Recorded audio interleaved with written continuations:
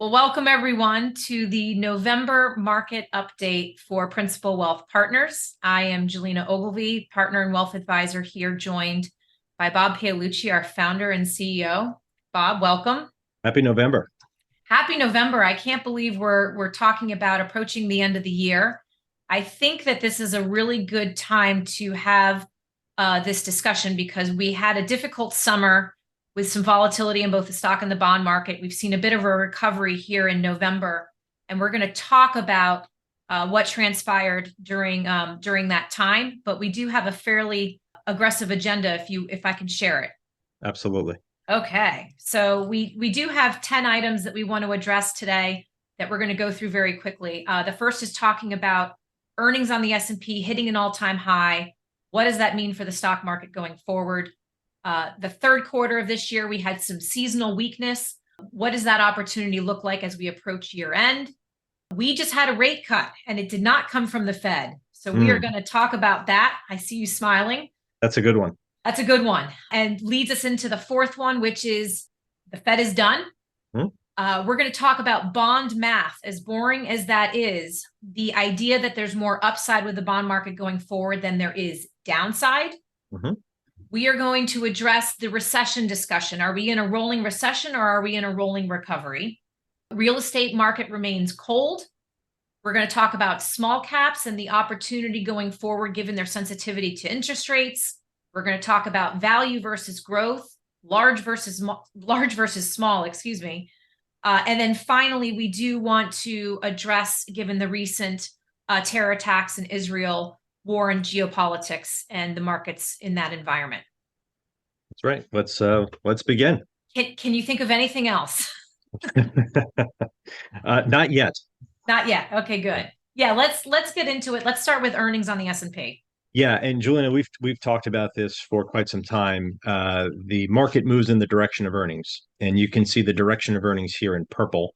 This goes back 13, 14 years, and you can see the purple line, generally speaking, rises.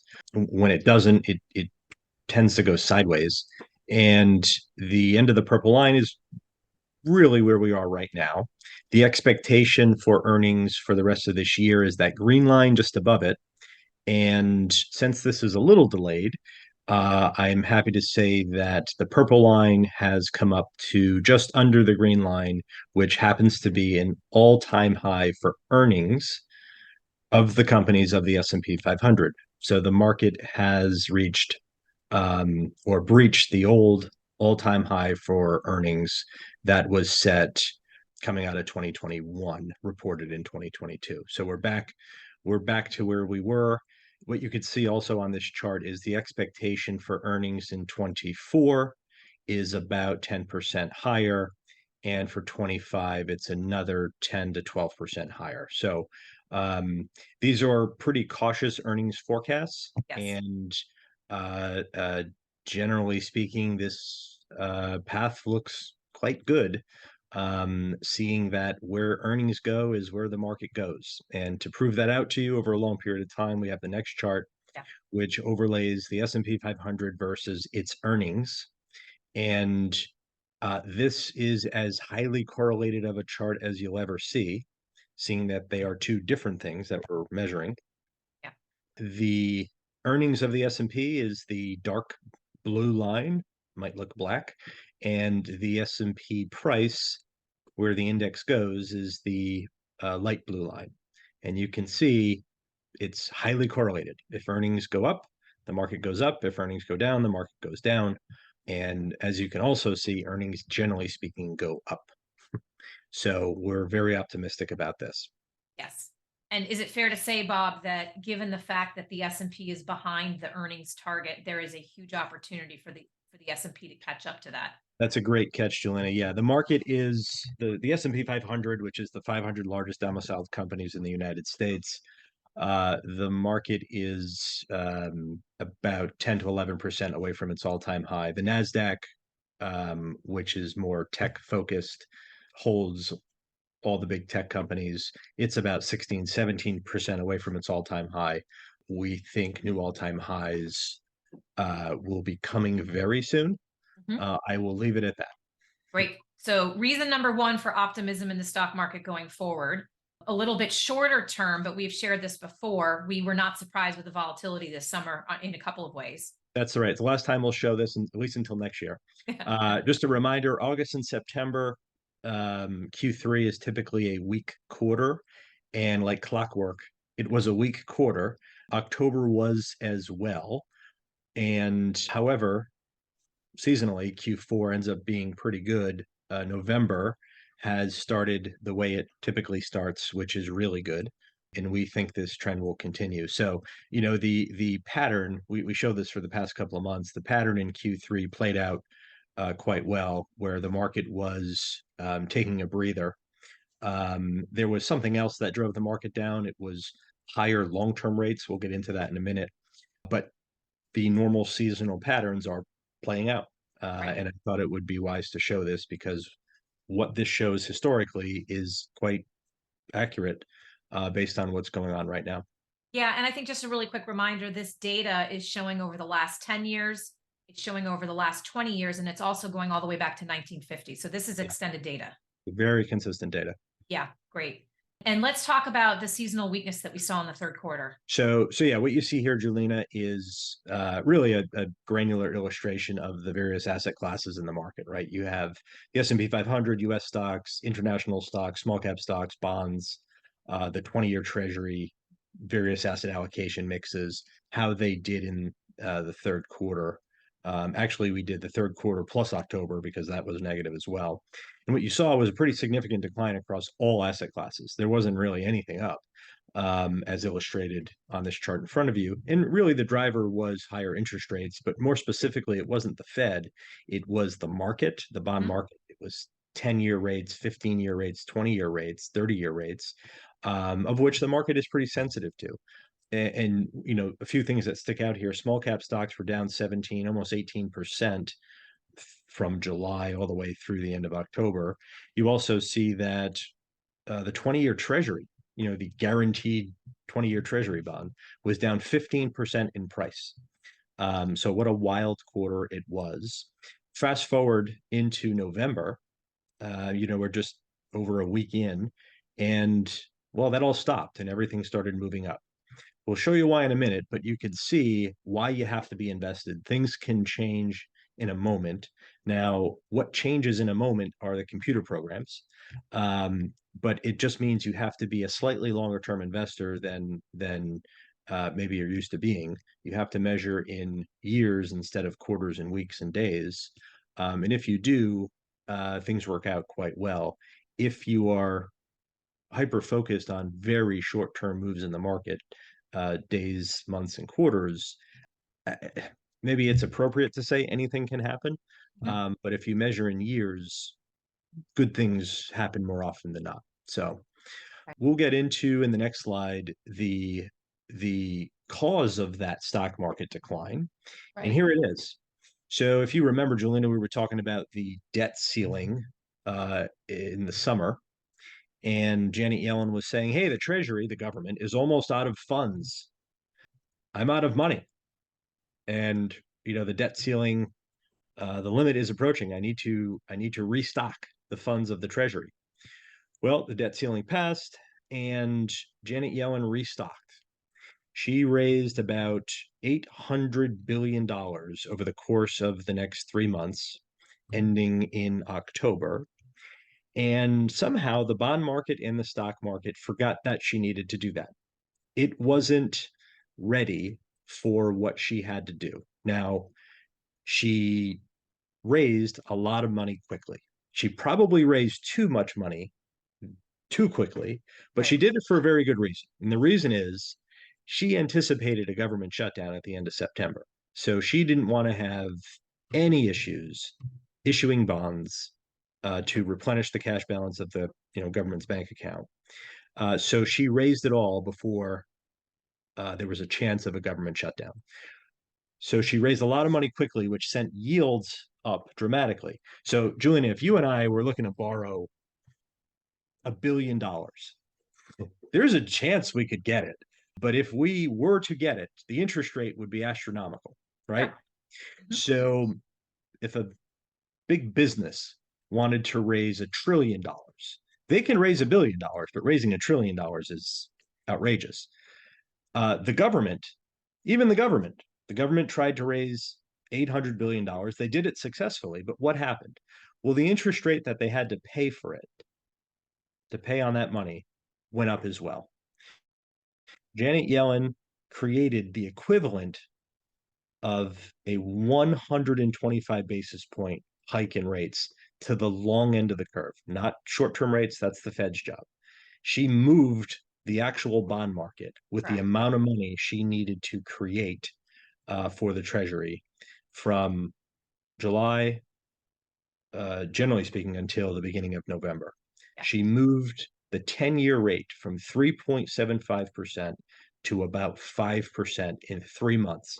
That is an enormous move in interest rates. Absolutely. And again, not coming from the Fed. That's right. And the market was sensitive to it because it is sensitive to the 10-year Treasury. I've mentioned this in prior videos.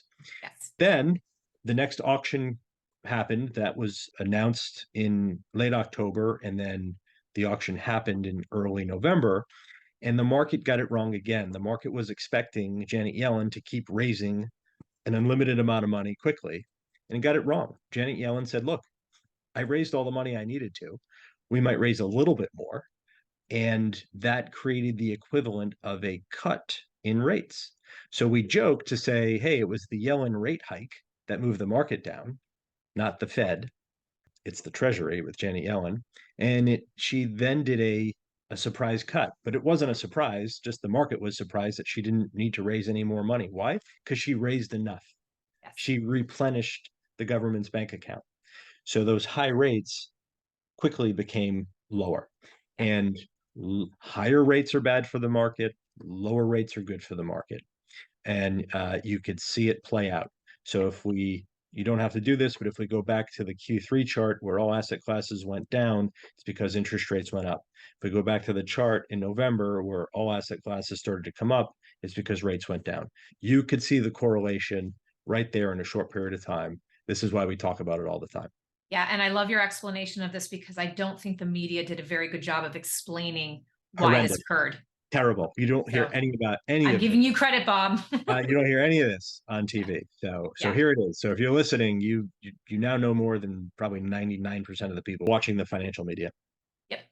Julina, we have been talking about the Fed is done, the Fed is done, the Fed is done, the Fed is done.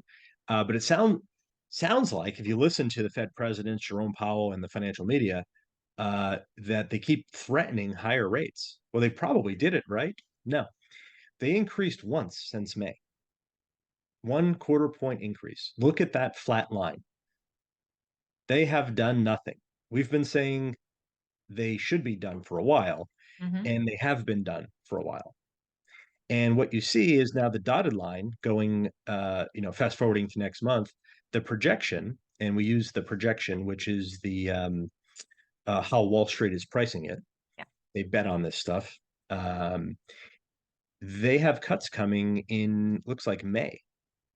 So high for a little while longer, and then there's already cuts on the board.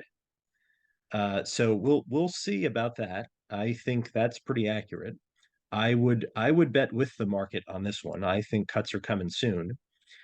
And the Fed keeps talking about higher for longer. So let's look back at history here and let's try to find the higher for longer. And if you look at this is the interest rate hiking and cutting cycles going back to 1971. Yeah. It just shows you the amount of time that they've kept rates high for whatever period, right? When they stop hiking and they pivot, they go sideways, then they go to a cut. This is measuring, when you see the M's, those are months. This is measuring how long their high pause is. And what you see is there is no high pause. There is no higher for longer. They increase rates pretty quickly. They cut them very quickly. Yes. And when they pause, it's usually when rates are low, not high. Exactly. And the average pause on the high end is 5 months. Yes. So, well, let's do the math here. We're almost 5 months. So, hence Wall Street is saying you can keep talking about higher for longer. Right. They might be high, but it's not going to be that much longer. I think you could also argue that when they have stayed there longer, I'm looking at '04 to '06, they're usually the slower, more extended rate hikes. That's correct. That is not what we went through in the last year. Absolutely not. So, okay. Absolutely not. Let's move on then and talk about the bond math. Yeah. So now that we've set the table for flat interest rates to potentially declining interest rates, Yeah. what happens when rates fall? Well, we know what happens when rates rise. It sends the capital markets into a tizzy. And, stocks, most stocks come down and most bonds come down in value. So is the opposite true? Yes, it is. So it actually creates, this is really isolating bonds. It creates an incredible environment for bonds. Now, again, this is only during a cutting cycle when rates fall. You see the blue line, assuming a 1% drop in interest rates. So if the Fed cuts by one full percentage point, which is four cuts, mind you, measured in quarters, you often see double-digit returns, total returns. So you In take the bonds. yield plus the price, you get double-digit returns pretty much across almost all bond types. There is a chart on the left. I'm not going to talk about it because it looks too good. So when we are saying that we're actually quite optimistic on bonds, Yeah. it's because the math proves that we should be. Can I bring up one example on the left? And again, this Sure is not can. promissory by any means, but Sure. we've been talking about the 10-year treasury. So let's address the 10-year treasury right smack in the middle of the page. Yep. If interest rates fall by 0.5%, by definition, that's an 8% return versus the opposite. If they rise by 0.5%, that's an increase of 1%. That's right. And That's so right. again, that's that discussion of that asymmetrical opportunity going forward for the upside and limited downside. That is correct. Yeah, Yep. There's a lot more upside than there is downside from here. great. And I think it's also important to address, given the attention and flows that have been sitting in cash and money markets, the opportunity going forward, if you can talk about that. Yeah, this is an illustration of cash, but this slide is using the 3-month T-bill, a very, very short-term treasury bill as a cash proxy. Yep. So this is measuring cumulative return over a period of time. The period of time is once the Fed is done, you go on the bottom channel here, 4 months out, 8 months, 12 months, 16 months, 20 months, 24 months. Once the Fed stops, over time, all other asset classes outperform cash by a substantial margin. That's a gap. That is a significant gap, and it's not over a long period of time. So you see risk assets, which is anything other than cash, wake up quite a bit and get a jolt from a Fed that is done with their interest rate hikes and they go sideways, never mind going down. This is historically what happens. So cash ends up looking like the worst asset class. We are okay with cash right now. It's yielding just about 5%, but soon enough it won't be. And other asset classes will be returning quite a bit more. That's historically how it works. And there's no reason to believe that won't happen this go round. Yeah, exactly. And historically, as this opportunity arises and people realize that there's more opportunity outside of cash, that money leaves cash and That's right. goes and flows into these other areas. Yeah, money leaving cash going into other investments is what catapults other asset prices higher. So, Yes. Another yeah, reason for optimism. that's right. We are still questioning whether or not we're in a recession. So I think this is a great slide. Yeah, thankfully, we're not the group of people that actually have to call a recession because it's tough. Here are the 6 data points that are weighted heavily when you are trying to call a recession. It's easy when they all are negative. Then you just have a recession. It technically calls itself. The group of people that actually have to do this, the NBER, the National Bureau of Economic Researchers, this is what they look at. And if they're looking over the past 3 months, they should stop looking. There is no recession. However, are they measuring it this way? Are they measuring it on an angle since 2021 and 2022? Have they lost track? Will we have unified weakness in the next quarter or two? I don't think we're going to have unified weakness in the next quarter or two. I think what is happening is what we've been talking about. We've had a rolling recession that started in December of 21, felt in 22, had glimpses of it in 23, and might have a few more weak spots in 24. But if we have a rolling recession, that means that there are things that are recovering, right? Yeah. Yeah, it's starting to look more like a rolling recovery than a rolling recession. So hard to tell if we're going to have one. I'm going to go with we're not. If we do, it's not going to be a big deal. It's shallow. It's not going to be a big deal unless there are some crazy events that happen over the next couple of quarters to the economy. Unless the Fed increases rates dramatically for no good reason at all and intentionally wants to harm the economy, unless people just stop spending money completely and we have a horrible holiday season, which I don't think is going to happen, it looks like we will not have a recession, our opinion.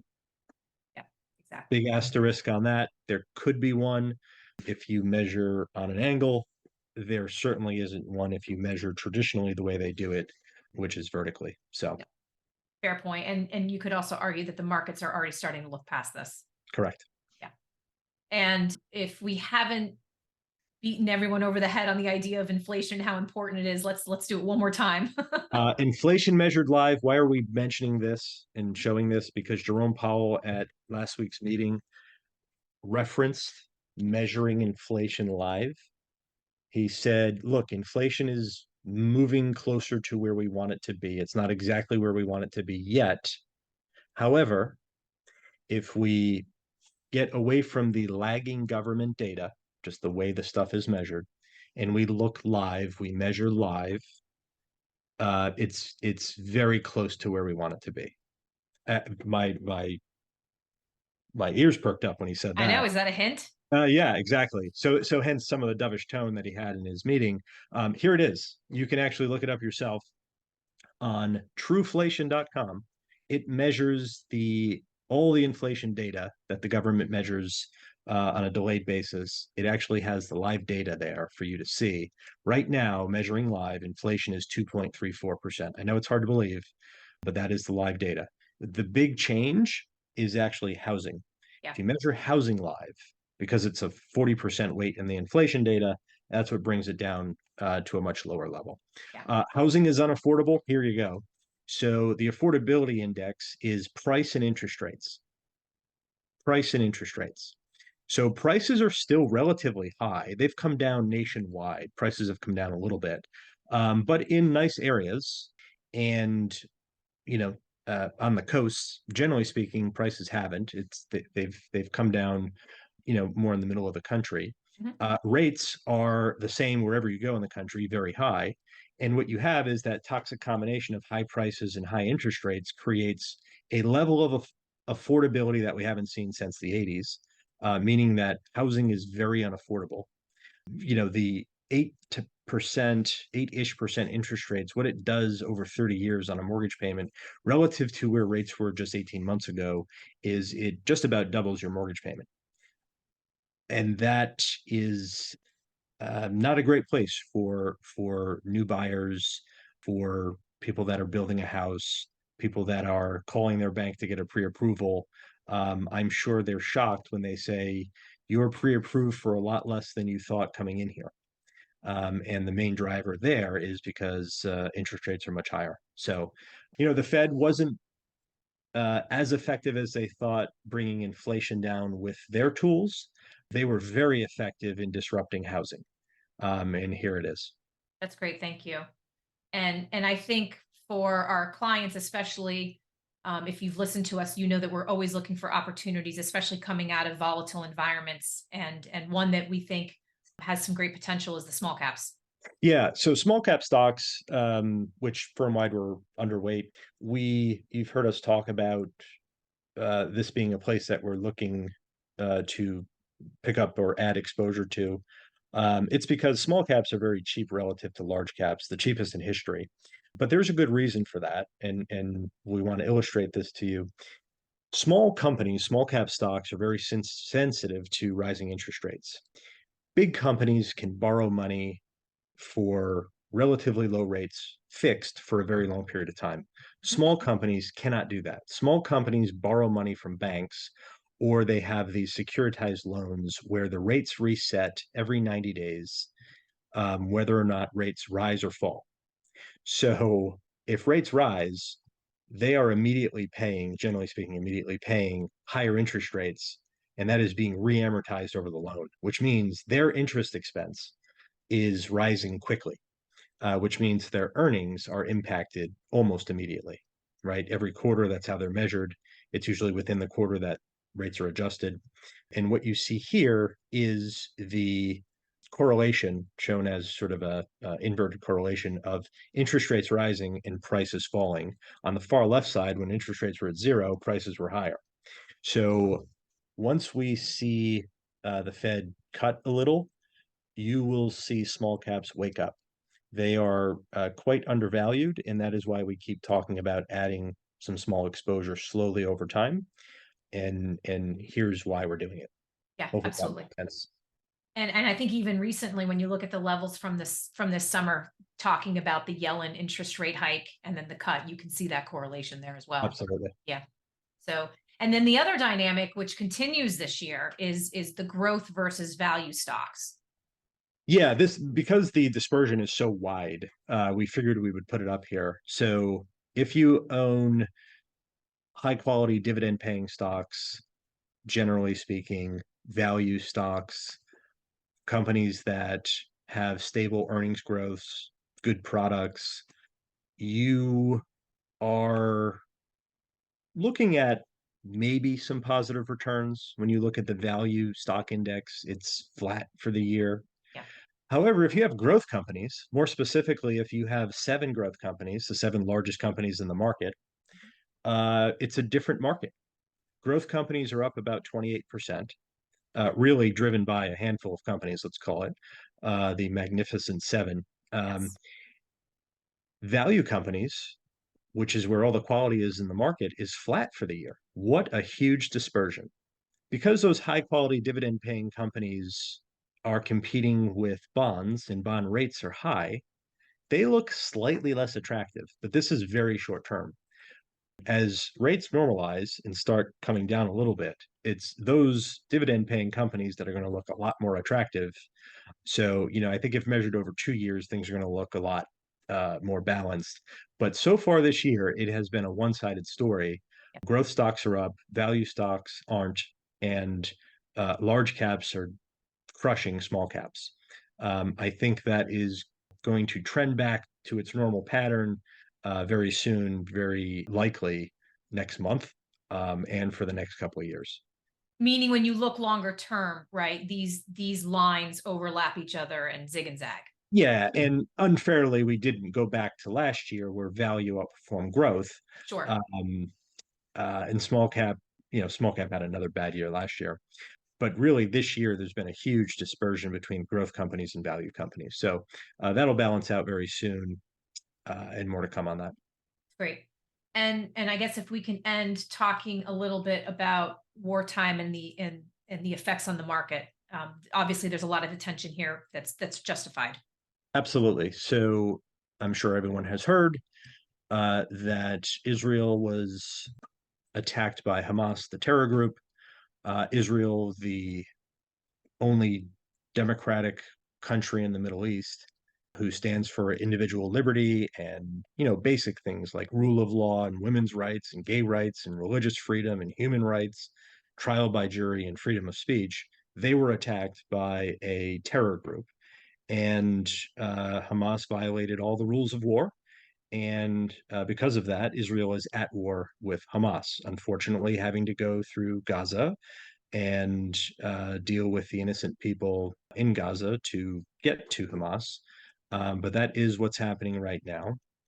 We show this chart because over a long period of time, we've had many wars, big and small, and the markets do their thing. The markets rise. War historically is not a market event. I don't want to minimize anything here, but war in the capital markets, you don't see the correlation that you would think you would see. You would Correct. think war would send the markets down, but it doesn't. And this illustrates it, I think, perfectly for everyone to see. Absolutely. And I think that's an So, important note because it's easy to get emotional, and we need to sometimes separate that emotion to our long-term investment objectives. So absolutely. that's great. Thank you for going through that. So did we miss anything, Bob? I don't think so. Okay. My hope from this recording today is that we continue to see a lot of optimism in both the stock and the bond market, both from the volatility we saw short term, but more importantly, the long term over the next couple of years. That the opportunities there, I think, are fantastic. Yeah, in the setup, we mentioned this subtly a few times over the past couple of months. The negative forces that were sending the markets down, both the stock market and the bond market, that were sending the markets down, are turning into positive forces. We're on the other side of this stuff. And this is simply what happens, right? Once the pressure of high interest rates, the stress of high interest rates stops, it creates opportunity. And we're starting to see great opportunity here. Markets are moving in the right direction. The bond market is about to, we think, experience a multi-year rally Mhm. that I think very few investors understand. Yes. So super optimistic now and looking forward. No, that's great. As always, we appreciate your insight. I'm looking forward to our December recording as the last of the year.